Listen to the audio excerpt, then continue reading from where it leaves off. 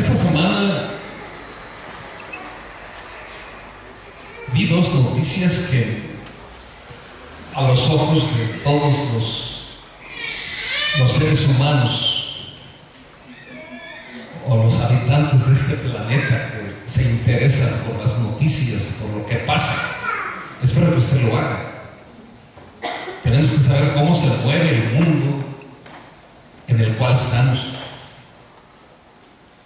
A veces ni siquiera sabemos qué está pasando. Y el mundo es un termómetro en el reloj de Dios. Marca lo que está por venir, si tenemos un discernimiento de la palabra. Y hubo dos noticias esta semana. No quiero parecer un terrorista espiritual, no, pero simplemente tenemos que considerar lo que Dios dice. Unos aquí muy cercanos, me refiero a Cuba y Estados Unidos. Una cumbre iberoamericana donde se dio lo que hacía décadas que no se daba. Se señala como algo histórico, sin precedente. Y el resultado de todo eso es una mejor prosperidad, una mayor unidad y paz entre todas nuestras naciones. Y suena bien bonito. ¿Y quién no quiere que se levante el bloqueo de Cuba y cosas como esas? La otra fue que apenas hace unos meses estaba, hagan de cuenta, como una mecha a punto de encenderse que podía desatar la Tercera Guerra Mundial, o por lo menos un ataque con amenazas ya nucleares directas. Y así en la misma semana, de repente se juntan todos e Irán acepta no continuar con su programa nuclear, ajustarse a la supervisión de los organismos internacionales, y de repente todo el mundo cede. Y el resultado es paz entre las naciones. ¿Y quién no quiere oír eso? Todos. ¿Y nos puede llenar de alegría? Claro que sí. Nada más que este libro dice, y es donde los cristianos tenemos que estar atentos. Cuando digan paz, paz, vendrá destrucción repentina. ¿Por qué quiero empezar así? Porque es espantable, escuchen, espantable la forma de vivir del mundo, la ligereza con que la gente vive diariamente. En los inconversos es normal, pero los cristianos se han visto arrastrados en ese tipo de vida. Y es como el padre que, me refiero a Dios, si ve que el hijo está expuesto a una avalancha y él puede advertirlo, lo hace.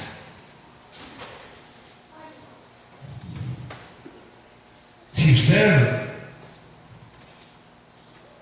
supiera que se rompió un cable de alta tensión y usted supiera que alguien al tocarlo se va a morir, lo menos que podía hacerle era advertirle, y más si es de su familia. Bueno, eso es lo que Dios quiere hacer esta mañana.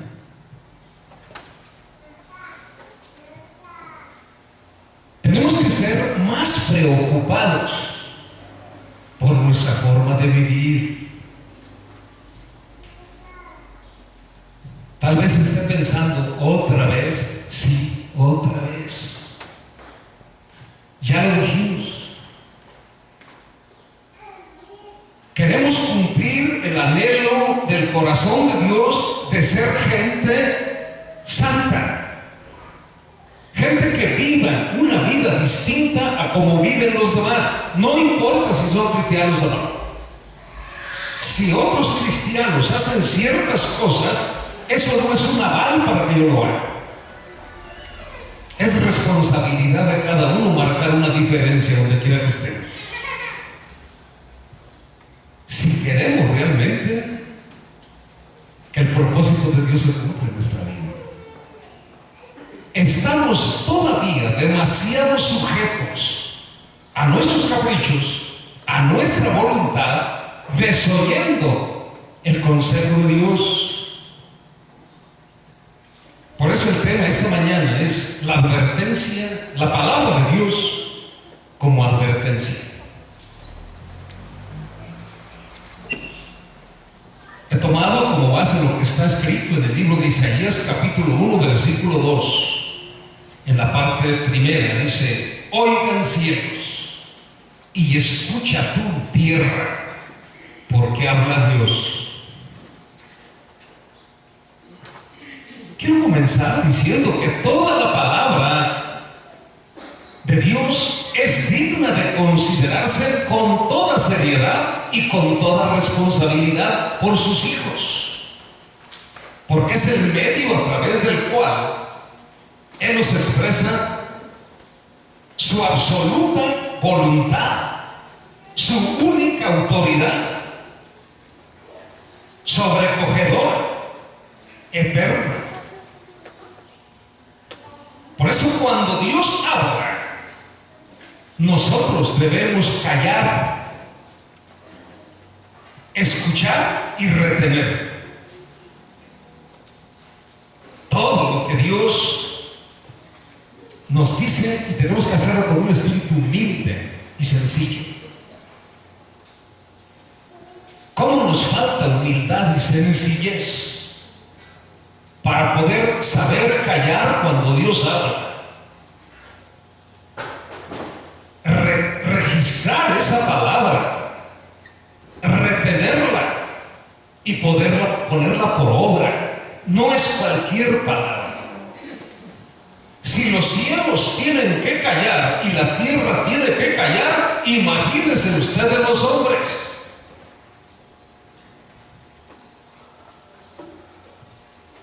Porque todo lo que Dios habla, en el tono que lo haga, en el sabor que lo diga, es para nuestro bien. Por eso ninguna palabra de Dios podemos desecharla. Hay que agarrarla.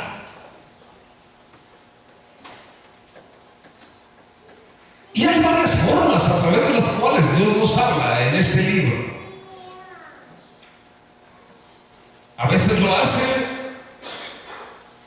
usando promesas. Y muchos de los cristianos ponemos una atención esmerada en las promesas de Dios. Hay gente que subraya su Biblia para tener presente las promesas de Dios. Hay Biblias que incluso son escritas así, editadas así, Biblia de las promesas de Dios. Lo que no subrayamos son las condiciones que Dios pone para que esas promesas se cumplan. Debemos creerlas, sí, porque no hay duda que el que lo dijo lo va a cumplir, pero siempre y cuando nosotros cumplamos las condiciones que Él establece para que tengan cumplimiento, porque curiosamente no hay promesa que no esté condicionada a algo que el hombre debe hacer, y casi todo tiene que ver con la obediencia. Esa forma generalmente nos llena de gozo. ¿A quién no le gusta recibir promesas de Dios? ¿Y quién no espera que esas promesas se cumplan? Esa es una forma en la cual Dios nos habla. La otra es en forma de mandamientos. Y cuando lo hace así, bien haríamos todos en obedecerlas sin chistar, sin cuestionar. Porque aún en esos mandamientos, aunque por el momento nos parezcan gravosos, Lo cierto es que el fin ulterior de ellos es bendecirnos. No hay mandamiento que Dios no nos dé que no conlleve una bendición cuando nosotros lo cumplimos, lo obedecemos. O sea, si hay promesas, pero hay mandamientos. Y la palabra es la palabra en mandamientos o en promesas. Cuando eso sucede, o cuando lo hace así, cuando Dios nos habla a través de mandamientos, llega a parecer una carga o una exigencia demasiado fuerte de parte de Dios. Mucha gente se ha hecho ligera y lo único que quiere oír son promesas, pero no mandamientos. Cuando su palabra es dada en exhortación, que también lo hace, más vale que no la ignoremos también, porque Él busca con ello infundirnos el aliento necesario que necesitamos para poder transitar con éxito nuestro peregrinaje por esta tierra. Es una palabra de ánimo, es una palabra que nos infunde fuerza para ir adelante. Esa palabra, cuando viene como exhortación, nos ayuda a no desmayar y a mantenernos firmes, constantes y seguros en nuestro tránsito por la vida. Y esto casi siempre es esperanzador. No temas, porque yo estoy contigo. Es esperanzador.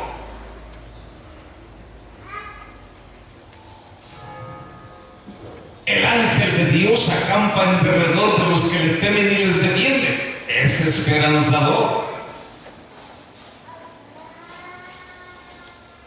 Pero hay otra forma en que Dios nos habla. Y es cuando esa palabra se convierte precisamente en advertencia, como lo está haciendo esta mañana, o lo va a hacer esta mañana.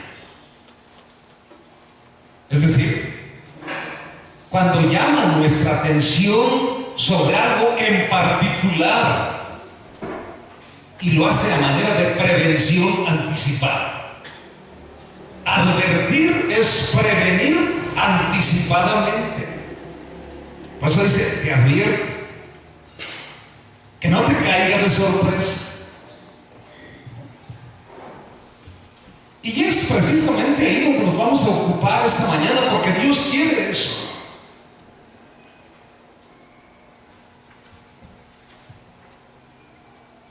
Y estas palabras que vamos a escuchar hoy, su fin no es que nos llenen de gozo, su fin no es que nos llenen de esperanza, o su fin no es que parezcan una carga a nosotros. Escúchenme, el deseo de Dios es que estas advertencias nos hagan temblar. Oyó bien, temblar.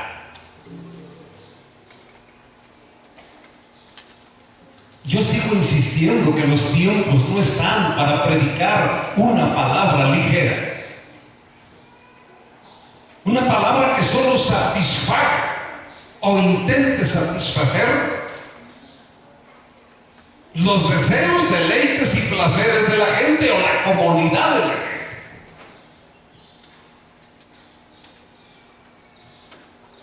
No olvidemos que en todo lo que nosotros vemos de Dios está implícito un destino eterno.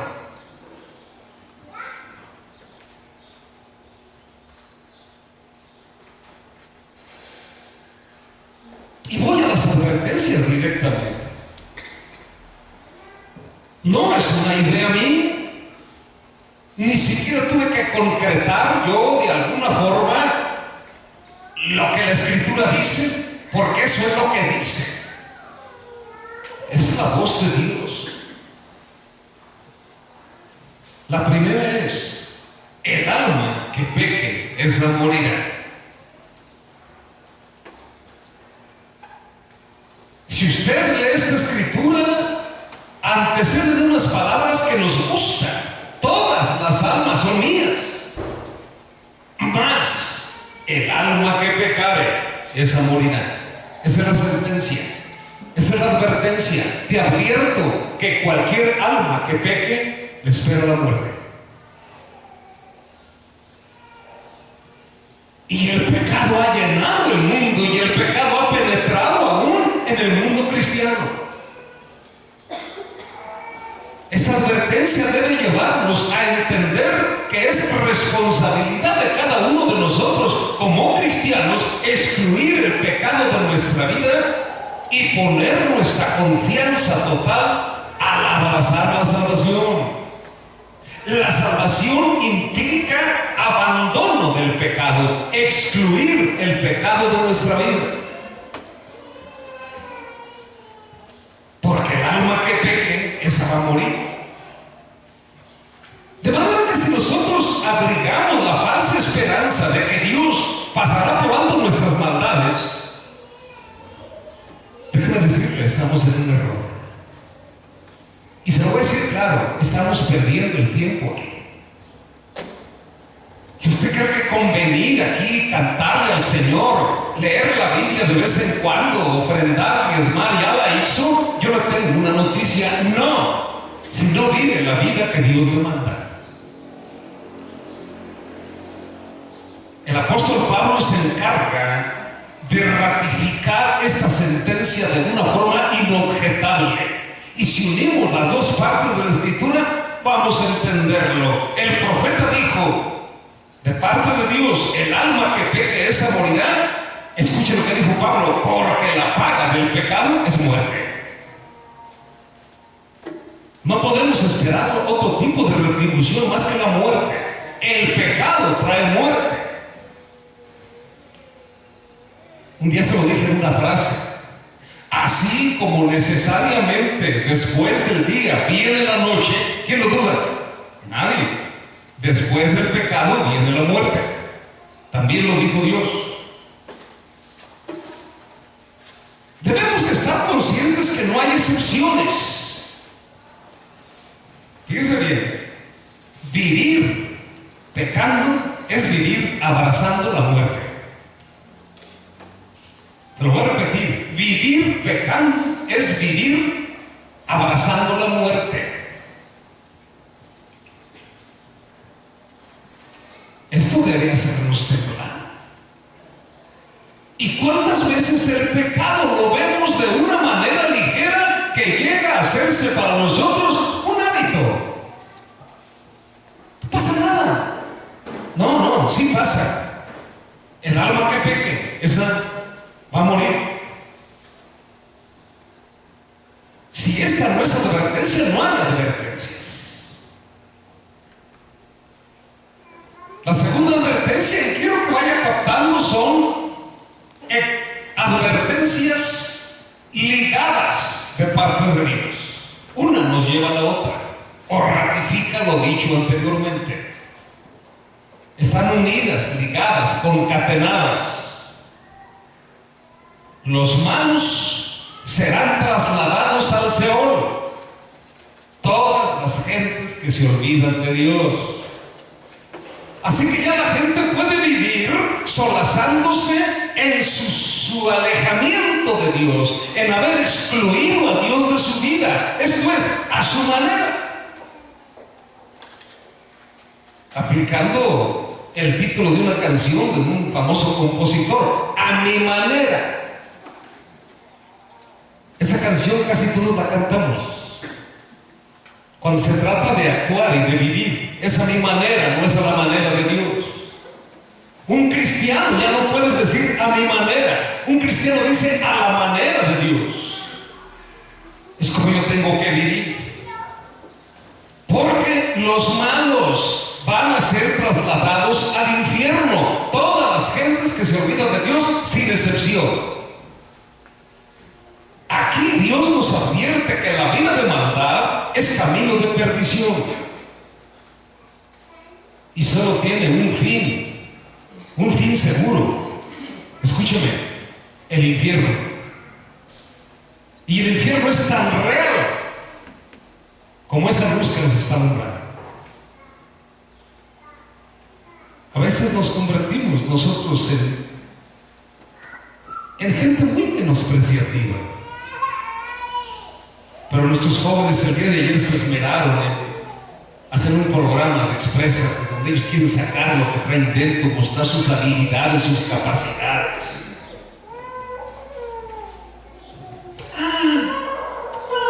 Hoy no hay otra cosa de ellos, es de los jóvenes.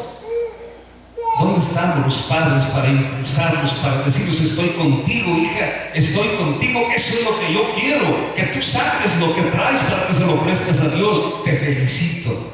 Yo me quedé porque me sentía mal anoche cuando terminó esto y me fui, pero me quedé con ganas de acercarme a una y simplemente decirle: hija, fuiste la mejor, te felicito. No se lo voy a decir.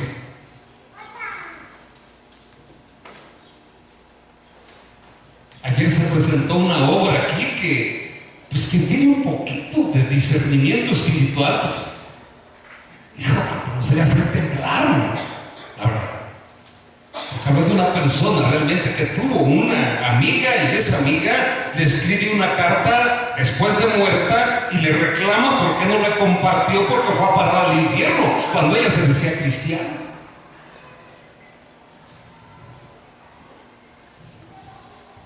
Quiero decirle que si usted busca en la Escritura, hay más referencias de parte de Jesús al infierno que al cielo. Y muchos han dicho: el infierno no existe, el infierno es la tierra. Claro, si este es el infierno, pues aquí nos quedamos, ¿no? El infierno es real. Y es un lugar de fuego, de sufrimiento, de dolor eterno, donde la gente experimentará la separación eterna de Dios en un sufrimiento indescriptible por toda la eternidad. Entonces, el infierno es la muerte eterna. La separación por siempre de Dios. Nunca lo verán, nunca estarán con Él en el infierno.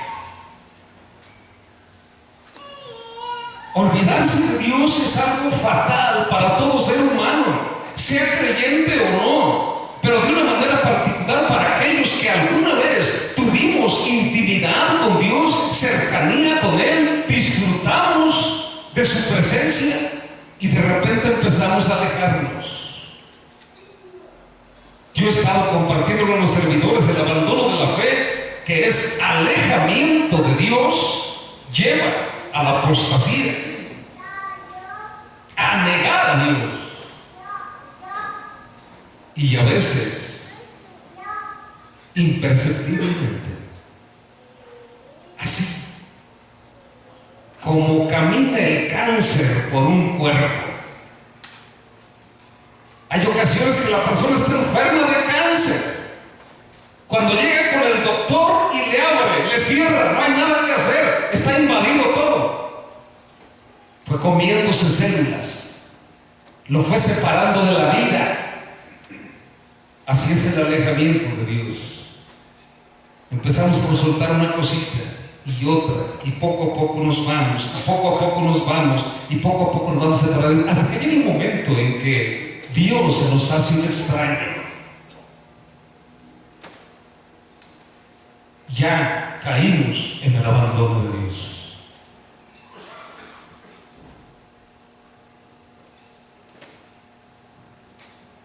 Esperar lo contrario, esto es esperar librarnos del infierno. Si nos alejamos de Dios, es un error fatal, hombre. Desde el momento en que una persona le entrega su vida a Cristo, tiene que tomarse de la mano de Él y no puede soltarse jamás, porque Él es el que lo va a conducir al cielo. Si Él se suelta, nunca llegará. Yo soy el camino, la verdad y la vida, y nadie viene al Padre si no es por mí. Así sea usted un teólogo, así se las sepas todas. Si se suelta de Cristo, no llega al cielo, llega al infierno, tuerce el camino, porque eso es alejamiento de Dios. El que pone la mano en el arado y voltea hacia atrás no es apto para entrar al reino de Dios. Eso dice este libro.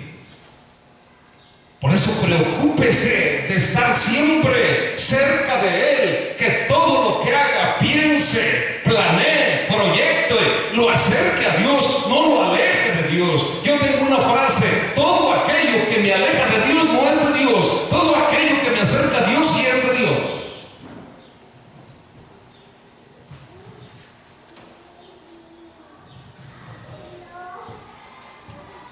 Tercera advertencia. Y aquí va a llover sobre mojado, porque tenemos hablando meses. Pero déjeme decirle, yo tengo dos temas importantes en mi vida.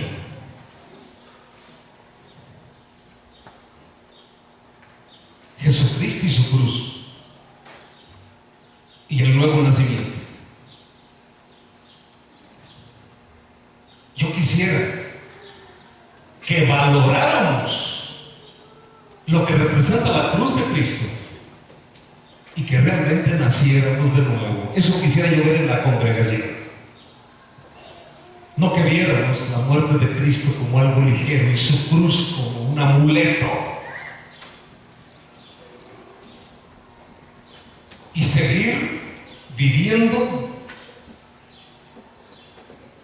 sujetos a la carne, a los deseos del mundo, con el dominio total de una vieja naturaleza que nunca se ha ido. Jesús lo mencionó como una necesidad. Nicodemo, es necesario nacer de nuevo. ¿Qué quiere decir esto? Que no es una opción.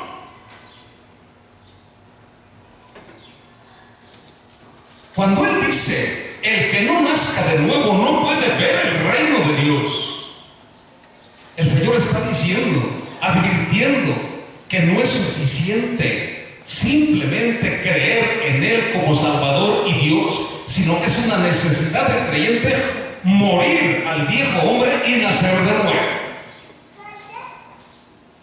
Si se acuerda que Nicodemo llegó con otro tipo de pregunta y él de caso hizo, él fue sobre el asunto importante. Nicodemo, desierto, desierto. Y cuando él habla desierto, desierto, te advierto, que el que no nazca de nuevo no puede ver el reino de Dios. Esto representa matar la vieja naturaleza, excluirla de nosotros, como hemos venido aprendiendo, y apropiarnos de la naturaleza que nos es implantada por el Espíritu de Dios al creer, la naturaleza de Cristo. Es una necesidad imperante.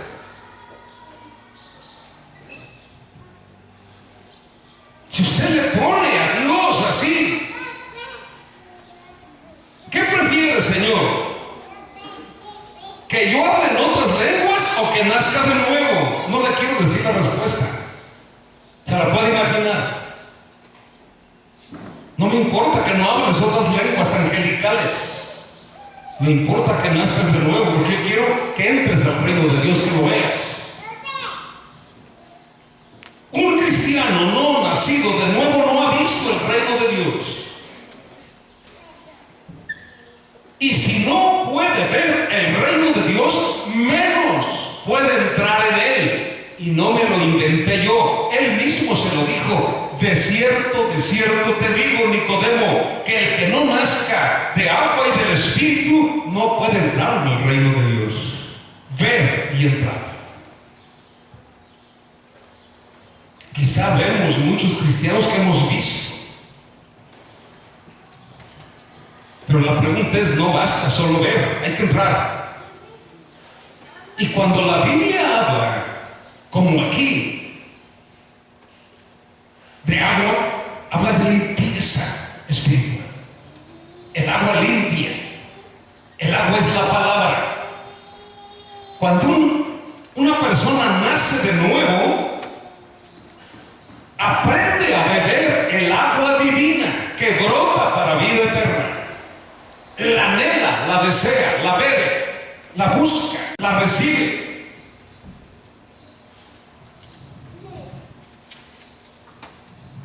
Cuando no, se quedó en conocimiento teórico.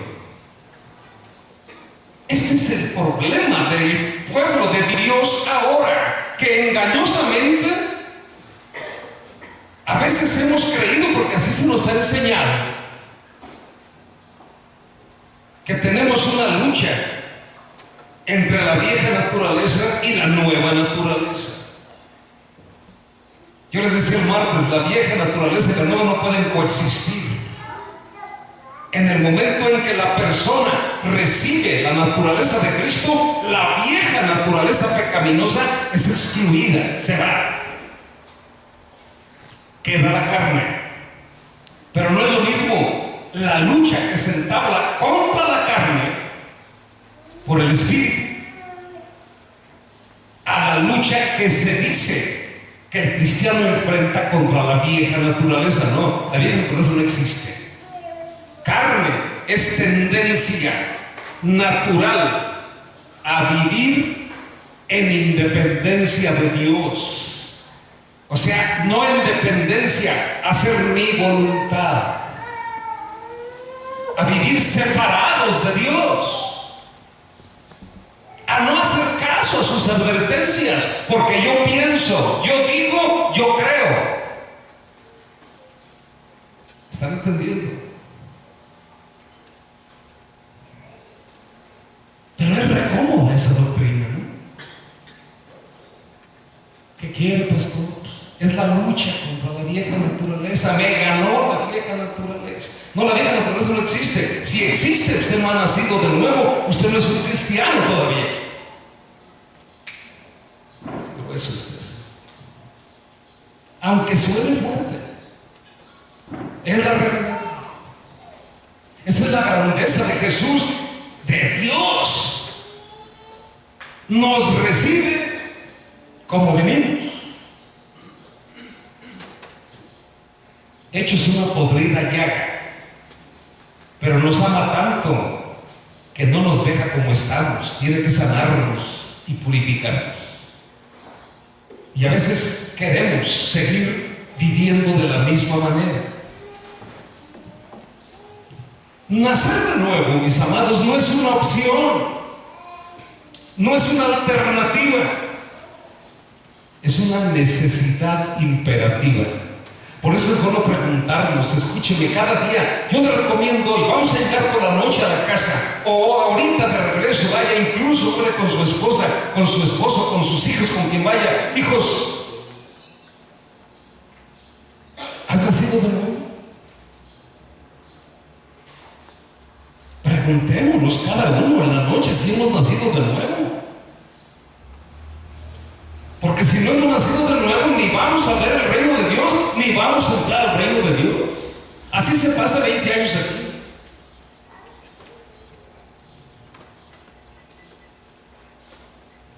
No es una opción, no es una alternativa, es una necesidad.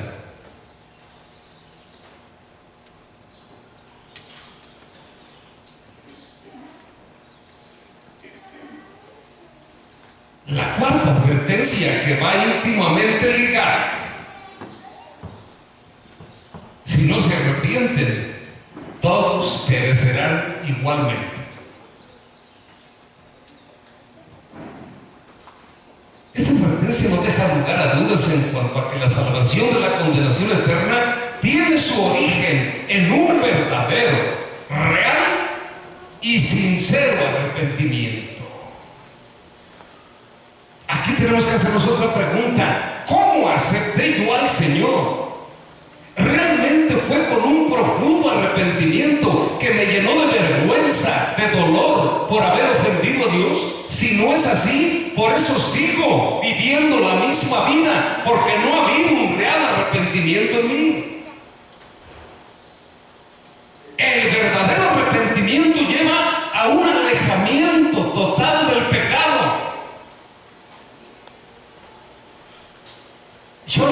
dicho 20.454 veces y hoy es 24.555. El que robaba ya no roba. El que maldecía ya no maldice. El que se engañaba ya no engaña. El que adulteraba ya no adultera. El que se embriagaba ya no se embriaga. Eso es nacer de nuevo. Lo demás es religión y es engaño. Si no se arrepienten, todos perecerán igualmente. El verdadero arrepentimiento lleva a la persona a sentir vergüenza por sus actos de ofensa a Dios, dolor y tristeza por haberle lastimado. Por lo tanto, debe llevarnos ese verdadero arrepentimiento a darle la espalda al pecado, para volvernos a Dios de todo corazón. El arrepentimiento es algo tan verdadero y tan necesario que imagínense, fue el primer mensaje del heraldo de Jesús, de Juan el Bautista, y fue el primer mensaje de Cristo. Ambos empezaron su ministerio con una primera predicación: arrepiéntanse porque el reino de los cielos se ha acercado. Si no hay arrepentimiento, no hay vida cristiana. Si no hay arrepentimiento, no hay salvación. Y el verdadero arrepentimiento enseña, capacita al hombre para decirle no al pecado. Pero así pude llorar, pude quedarme tirado ahí, pero si me levanté a hacer lo mismo, no hubo tal arrepentimiento.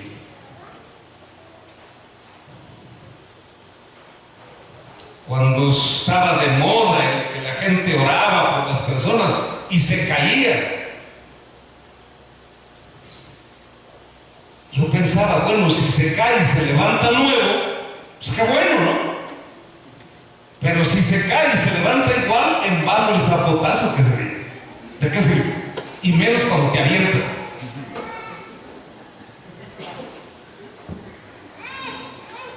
Nacer de nuevo. Arrepentimiento real. Ese es lo que impacta a la gente cuando una persona realmente viene el arrepentimiento, viene el cambio de vida y el testimonio es evidente a todos los demás. Y dicen, oye, que este no era, sí, era, pero ya no es. Se arrepintió, abrazó la fe, ahora ama a Jesús y vive para Él. Si no nos arrepentimos, pereceremos igualmente.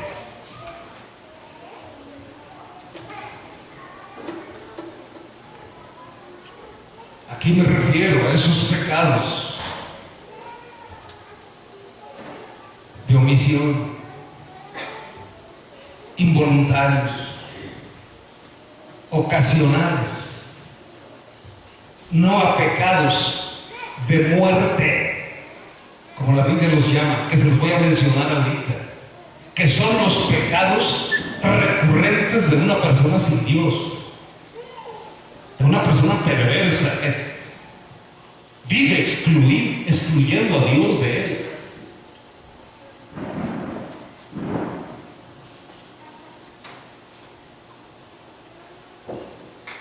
Déjame entrar antes a la otra advertencia.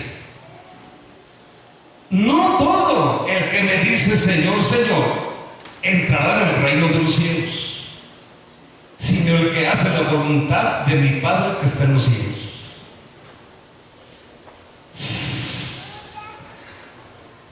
Imagínense, yo puedo aquí echar fuera demonios y puedo hacer quién sabe cuántas cosas, y cuando llegue allá, eso me impresiona, que la gente llega allá dice la Escritura, y entonces vendrán y me dirán lo que ayer le dijeron: busca mi nombre, no está, ahí debe estar. Yo echaba fuera demonios, yo predicaba, la gente se quebrantaba, la gente se convertía. Sí, no estás.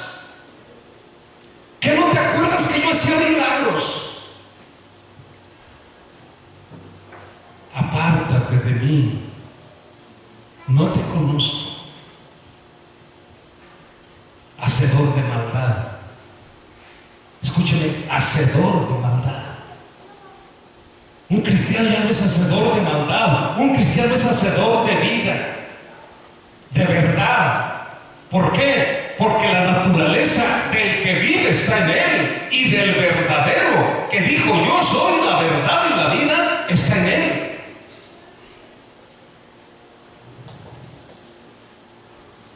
A veces los hábitos nos arrastran como fuerza de costumbre.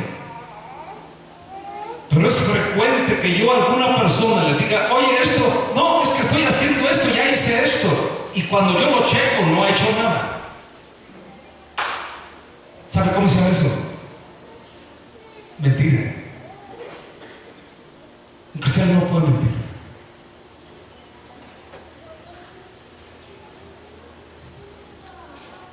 Ya voy en camino, todavía estoy sentado.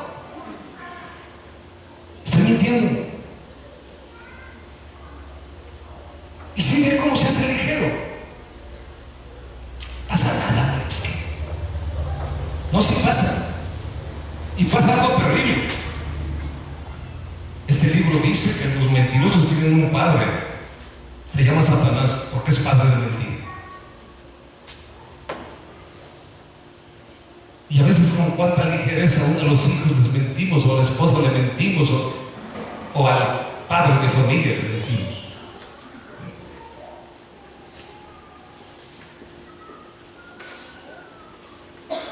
Esta advertencia tiene que ver con cristianos, con ser cristianos confesos y profesos.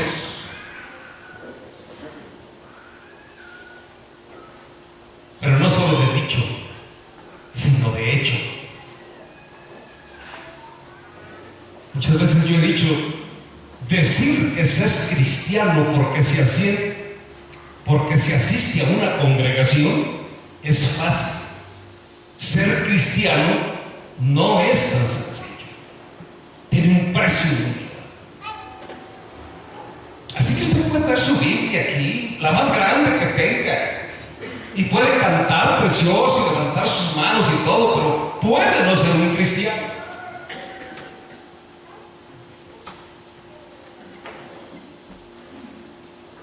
Si es un hacedor de maldad,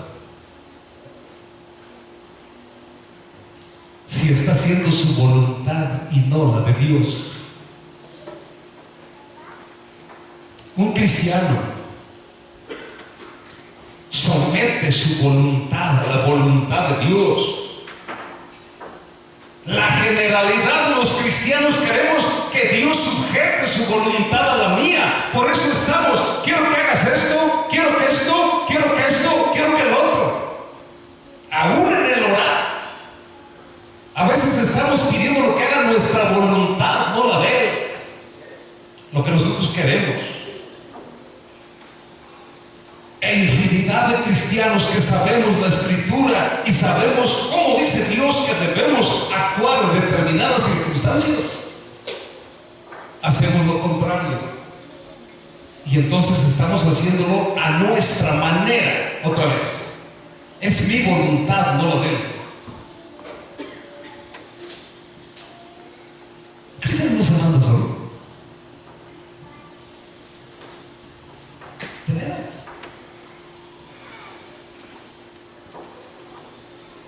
¿Cuántas veces aún como cristianos tomamos la decisión? Decidimos irnos de vacaciones, ¿sí? Espérame, ¿ya se lo preguntaste? Si es su voluntad. Pero ¿cómo me va a responder? Con los impulsos internos del Espíritu. Te va a dar paso, ¿no? Por eso yo he dicho siempre un principio cristiano que debemos considerar: cuando tengas duda de hacer algo, no lo hagas. Y cuando ese algo te aparte de Dios menos,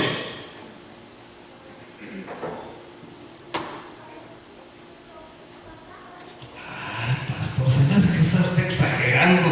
Eso es fanatismo. ¿Cómo le voy a pedir su opinión a Dios si me quiero ir a pasear con mis hijos? Pues más vale que lo haga. Acuérdense que ya no nos pertenecemos a nosotros mismos, le pertenecemos a Él. Él es el Señor y nosotros somos sus siervos. Y un siervo no agarra la maleta y se va a lo que quiere. Un siervo le dice a su patrón: ¿me puedo ir? ¿Puedo hacer esto?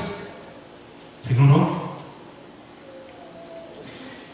¿Verdad que no es fácil ser cristiano? Palmear, cantar. Es más, predicar. ¿Quién lo hace? ¿Se acuerda que lo hizo un burro?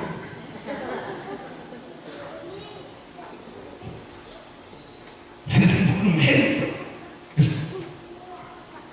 Es Dios haciendo hablar a un hombre y es Dios haciendo hablar a quien Él se le antoja. Por eso es terrible cuando dijo: si ustedes no hablan, yo voy a hacer hablar a las piedras. ¿Se imaginan? Y uno puede poner el ejemplo de aquel profeta que iba montado en la burra, ¿se acuerdan? Y la burra tuvo mayor discernimiento que él, y vio el ángel y él ni siquiera lo vio, y él lo pateaba y la golpeaba, quería mejor la burra, hasta que Dios hizo hablar a la burra para hacerle entender al profeta.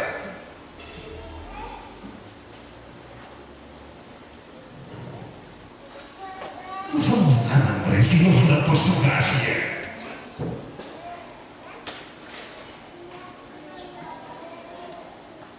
Ser cristiano de palabra no es suficiente.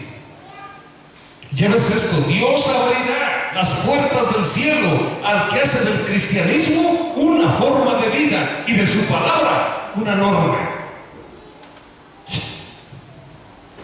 No, es que las cosas tienen que ser así. ¿Por qué esto? ¿Por qué lo otro? ¿Para qué? Espérame. Mujer, que no sea ni lo que tú dices, ni lo que yo digo. ¿Qué dice Dios? Y si dice Dios, ni tu opinión ni la mía cuenta. Pero ahí estamos amachando. No, las cosas tienen que ser así. No, tienen que ser así. ¿Por qué no mejor como Dios dice? Y nos quitamos de rollos. Un cristiano hace eso.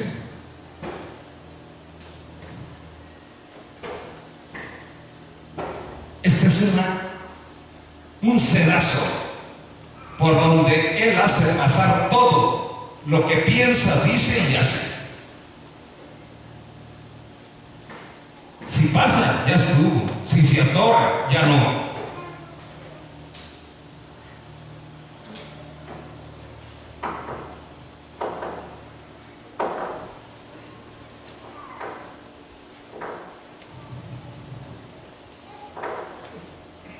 Uno ve a una persona en la calle con un libro así, de alguna forma le merece cierta consideración.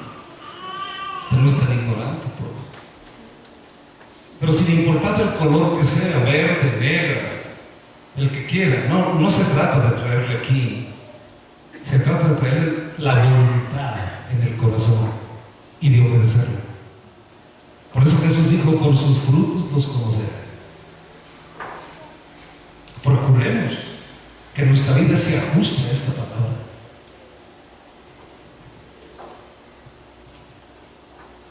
Para poderle decir: Señor. Si es Señor, merece obediencia.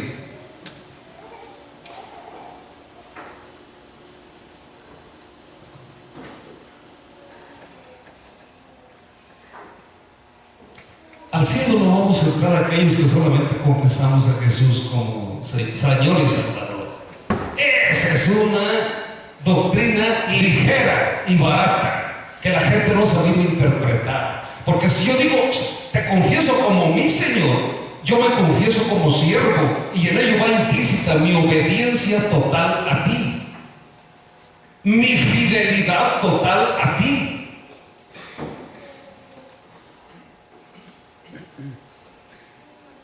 Queda uno marcado como propiedad de Dios.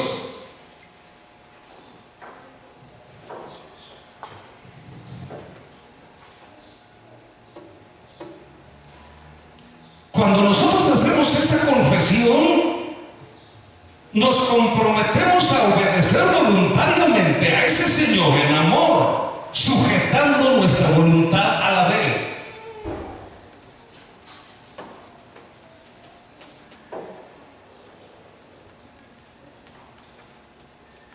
Pero ahí va, ¿por qué creen que es tan popular la doctrina? Una vez salvo, salvo para siempre. La salvación no se pierde. Eso lo ha tomado como base la gente para vivir una vida de libertinaje. Ya confesaste a Jesús, pégale con todo, haz lo que quieras, la salvación no se pierde. Y esas son las doctrinas que a la gente le gusta oír. Nada más que en el Apocalipsis, solamente por mencionar algo, Él dice: si tú no te arrepientes, vendré y te quitaré de tu lugar. Y dice también: si tú obedeces, no borraré tu nombre del libro de la vida. ¿Qué quiere decir? Que se puede borrar, se diga lo que se diga. Pero es mejor la otra, ¿no? No es tanta carga, no es por obras. ¿Ha oído eso? No, el cristianismo es radical y es drástico para nosotros.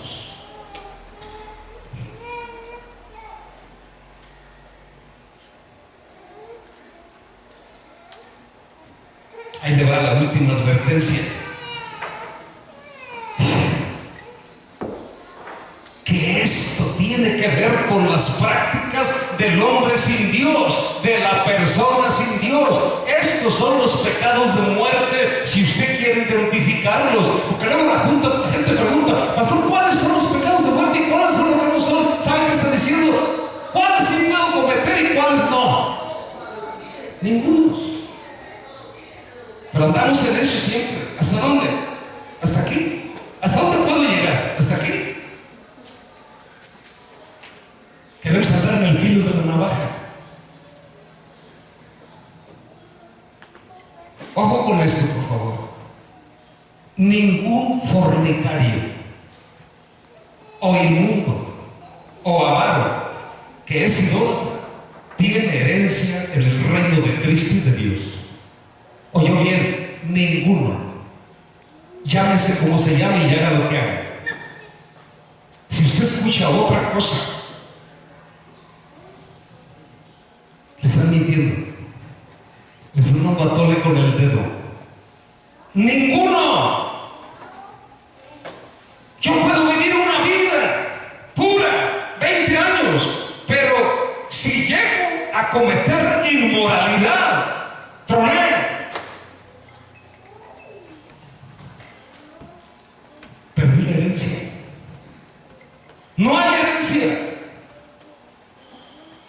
Esta es una advertencia terrible, donde Dios nos muestra que la inmoralidad, la inmundicia y la idolatría en cualquiera de sus formas nos excluye en forma automática, axiomática, de cualquier aspiración que tengamos para disfrutar de la herencia eterna que Dios nos ofrece a través de Cristo y de habitar con Él para siempre. Esa es la mayor aspiración del cristiano, vivir con Él. Y si tiene una base, Cristo lo dijo: no se turbe su corazón, crean en Dios, crean también en mí. En la casa de mi Padre muchas moradas hay. Si así no fuera, yo se los hubiera dicho. Voy pues a preparar morada para ustedes y vendré otra vez, porque donde yo estoy quiero que ustedes estén. Pero nunca lo inmundo y lo inmoral y lo idólatra se va a sumar a lo santo, a lo puro y a lo limpio. Por eso cuántas veces hemos oído: Cristo viene por una iglesia sin mancha ni arruga.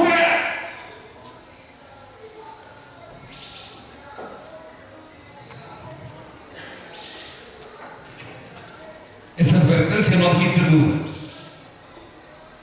El creer que podemos practicar estos pecados aberrantes y disfrutar de lo que Dios ofrece es un engaño. Escúcheme, es un engaño.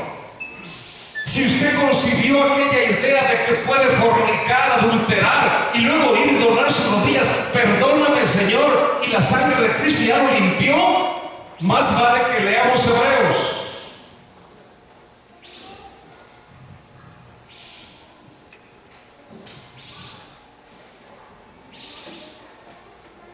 Amar las cosas y los deleites temporales y los placeres más que a Dios nos excluye del reino de Dios.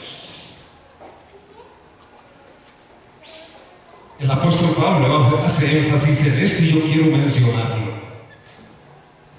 ¿Cuáles son esos pecados? ¿Qué es lo que me excluye del reino de Dios? ¿Qué es lo que me hace inmundo para Dios?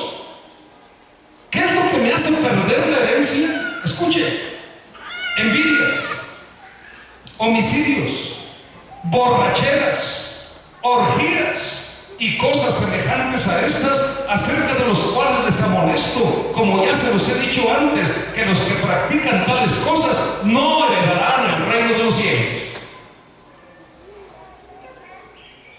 Un borracho no puede entrar al reino de los cielos. Un adúltero no puede entrar al reino de los cielos. Un envidioso tampoco. Un idólatra tampoco.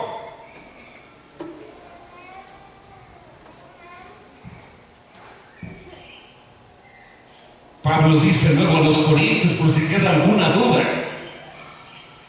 ¿no saben que los injustos no heredarán el reino de Dios? Y cualquier pecado es una injusticia contra Dios.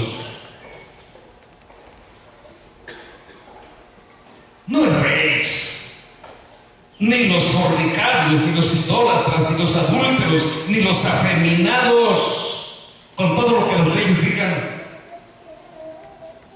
ni los afeminados, ni los que se echan con varones, ni los ladrones, ni los avaros, ni los borrachos, ni los maldicientes, ni los estafadores heredarán el reino de Dios.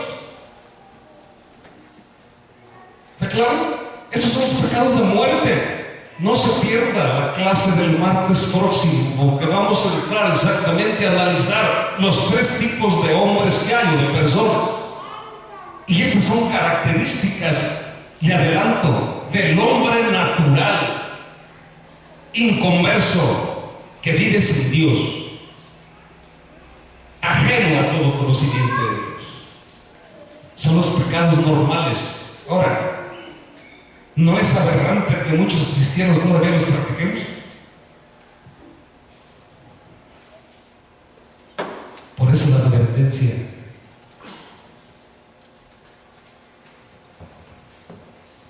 Esto que le voy a decir, no me gustaría decirlo, pero no estoy aquí para decir lo que me gusta decir. Escuche. Quien es cautivo de estos pecados, de todos los que oyó, no ha sido salvo. Esa es la verdad. Porque practicarlos es una evidencia de la ausencia de la vida de Dios en la persona. Así tenga 5 o 10 años aquí.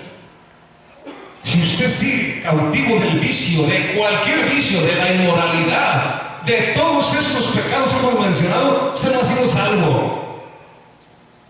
O apostató de la fe.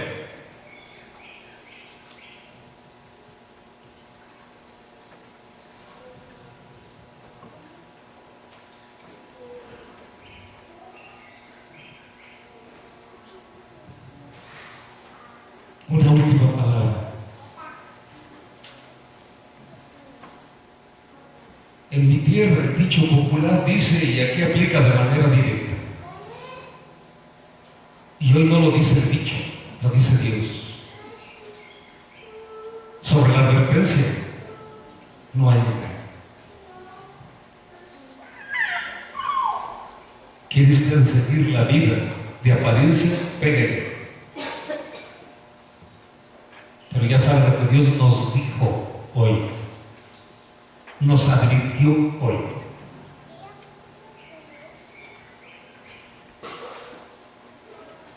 Más vale, mis amados, que esta mañana comencemos por registrar y aceptar estas advertencias divinas en el centro de nuestra voluntad.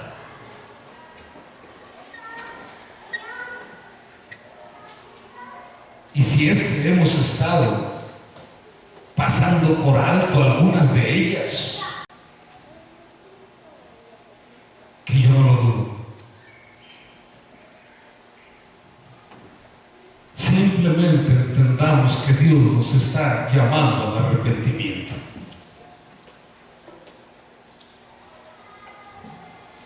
Yo desde aquí, a todos los que prediquen la palabra, prediquen el arrepentimiento. No le den a la gente falsas expectativas. Prediquen el arrepentimiento. Sin santidad, nadie verá al Señor. Debe ser nuestro tema fundamental, porque lamentablemente el pecado ha permeado en el cuerpo de Cristo.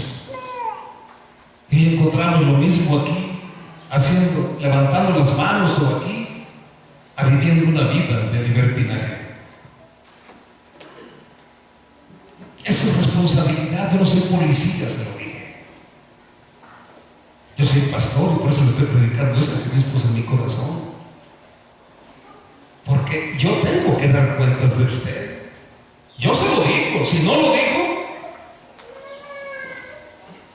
yo me estoy exponiendo. Como lo digo de otra manera, más vale que usted se enoje conmigo y no que Dios se enoje con los dos, con usted y conmigo. No le hablo para recibir aplausos. Le hablo para acercar su corazón a Dios y que realmente un día esté en el cielo. Y que pueda ver esa vida nueva en usted como un nuevo nacimiento.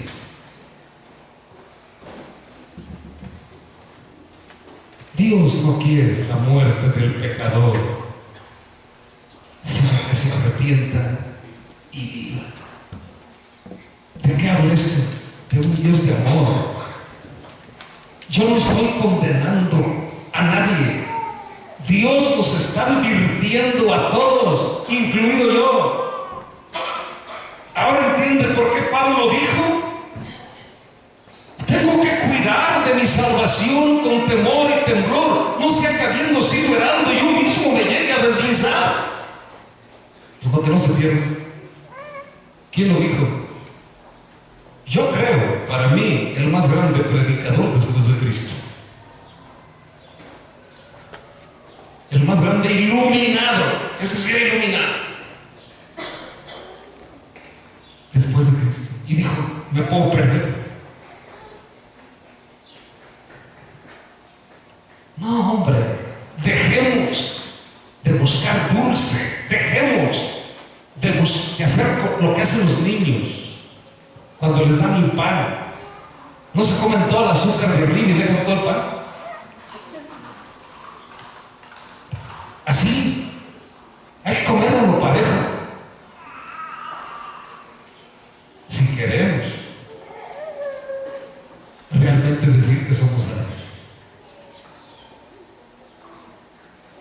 Esta noche, en un acto de conciencia como nunca lo hemos hecho, vamos a sentarnos en nuestra cama ahí solos y vamos a confesarnos, realmente a analizarnos y decir: a ver, espérame, yo soy un hombre o una mujer nacido de nuevo.